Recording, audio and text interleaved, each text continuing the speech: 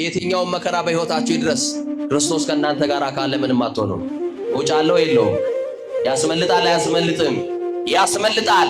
የትኛውም በር ይቆለፍብን ማን መክፈት ይችላል? የትኛውም በር ይዘጋ ማን መክፈት ይችላል?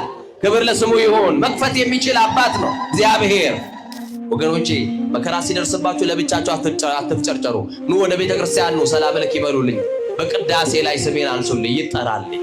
እግዚአብሔር ነገሬን ይፈታ ከሆነ በእናንተ በካህናት ጸሎት እግዚአብሔር ነገሬን ይቀይረው ከሆነ ብላችሁ ጸሎት ማስያዝ ነው። ተስፋ ቆርጠን በር ዘግተን የበጠበጥነው መርዝ ሞታችንን ተመኝተን መርዝ ልንጠጣ በር ዘግተን የመርዙን ብልቃት ከእጃችን ላይ ደፍቶ አንተ ገና በሕይወት ትቆማለህ። ገና ያንቺ ሕይወት ያንቺ ኑሮ ከፊት ለፊት የሚስተካከል ነው።